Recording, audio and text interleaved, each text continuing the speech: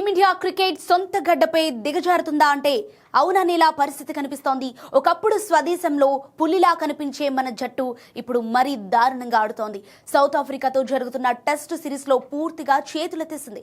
South ఆఫ్రికాతో Kolkata టెస్ట్లో 124 పరుగుల లక్ష్యాన్ని ఛేదించలేక చతికిలపడిన భారత జట్టు గౌహతి టెస్ట్లో మరింత చెత్త ఆటాడింది. తొలి ఇన్నింగ్స్లో సౌత్ ఆఫ్రికాకి 489 పరుగుల భారీ స్కోర్ అందించిన భారత్ బ్యాటింగ్లో 201 పరుగులకే ఆల్అౌట్ అయింది. ఇక సౌత్ ఆఫ్రికాకి 288 పరుగుల భారీ ఆధిక్యం దక్కింది.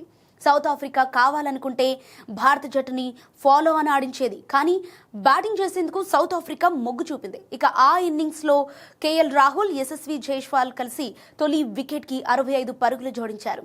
22 పరుగులు చేసిన కేఎల్ రాహుల్ని కేశవ్ మహారాజ్ అవుట్ చేశాడు. యశస్వి జైస్వాల్ 97 బంతుల్లో 7 ఫోర్లు, 1 సిక్సర్తో 58 పరుగులు చేసి పెవిలియన్ చేరాడు. జైస్వాల్ని హర్మర్ అవుట్ చేశాడు. ఇక ధ్రువ్ జురెల్ డకౌట్ కాగా సాయి సుదర్శన్ 15, రిషబ్ పంత్ 7, రవీంద్ర జడేజా 6, నితీష్ కుమార్ రెడ్డి 10 పరుగులు చేసి పెవిలియన్ చేరారు.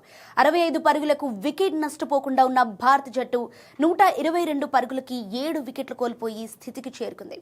ఇలా రెండవ టెస్టులోనూ భారీగా పేలవ ప్రదర్శన కనబరిచింది. దీంతో ఈ టెస్ట్ మ్యాచ్లో గెలవటం పక్కన పెడితే కనీసం డ్రా అయినా చేస్తారా అనే స్టేజ్కి దిగజారిపోయింది టీమిండియా జట్టు. అయితే ఈ పతనానికి కారణాలు ఏంటి అనే దానిపై పెద్ద ఎత్తున చర్చ జరుగుతోంది.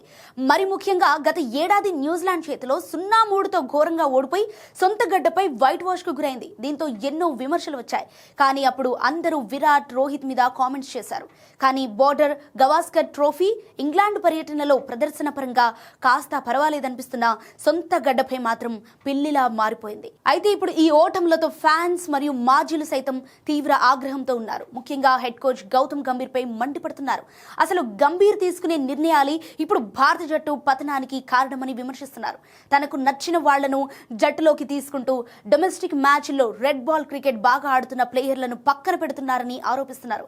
ఇక చీఫ్ సెలెక్టర్ అజిత్ అగర్కర్ పై కూడా ఫ్యాన్స్ మండిపడుతున్నారు. ఇప్పుడు ఏడాది కాలంలో ఇలా 2 సిరీస్లు ఓడిపోవడంతో వాళ్లే భారత జట్టు పతనానికి కారణమని ఆరోపిస్తున్నారు.